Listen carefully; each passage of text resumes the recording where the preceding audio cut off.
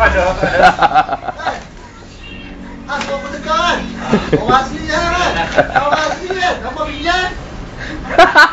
Tanya apa boleh? Tak. Dah. Tanya aku lagi. Kena. Kena. Mana?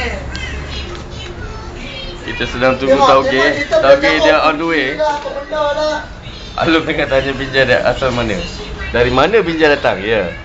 Dapatkan jawapan dia sekarang. Long, korek Long. Ha? Korek sampai dapat. Ni. Dah itu orang asli. Nak tanya aku balik. Teka dia pula. Binjai nak apa? Orang asli. Nak orang asli yang ni yang baru lepas tukar agama kan. Rupert dulu nama dia. Rupert anak medok.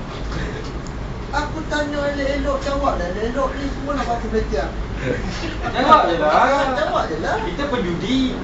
Penjudi kenalah judi. Kenalah singgah jap kan. Aku nak main 50. Tak kira singgah. Mata-mata dia nak RM5 nak teka dia saja. Kau tu. Mencabar setuju. Okeylah. Aku teka lah. Macam. Dari mana? Pergi teka. Mesti orang Terengganu kan? Dah, bilang yang panggil. Dah semua teka, aku teka. Teka lagi ya, kalau apa ya panggil? Dah kira terima tangan dia murah lah. Oi, awak mana? Aglak aku. Aglak almar ni. Tak pasal-pasal package cucuk darah, orang tak nampak dah darah tu keluar dia kat sini. Dia kita kena asingkan balang dua orang lah Duen. Balang dua ni kena asing. Dia belaga. Kamu lah sekali dengan orang siapa? Dua-dua kembang. Masalahnya dia singkok dengan lagu. Tak dia bukan lagu apa. Nak laga dengan Puyu. Datang ke kapi dia lagu. Aku tak percaya. Nampak ikan pada KL dia lagu.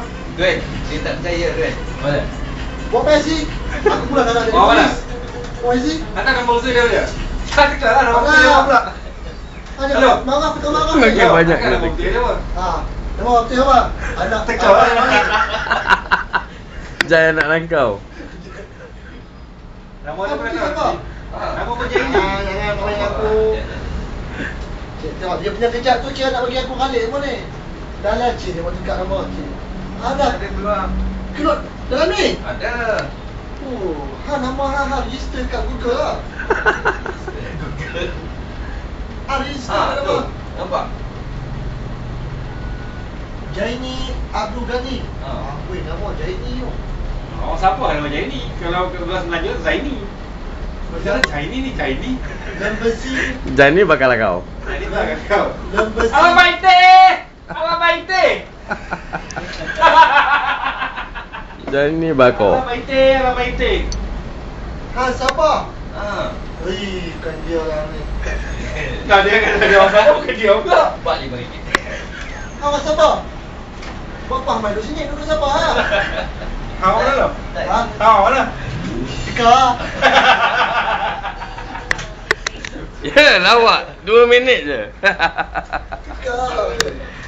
Mana tahu kita sampai lagi ni. Kita nak pergi Johor. Sekarang dah pukul 11. Tauge!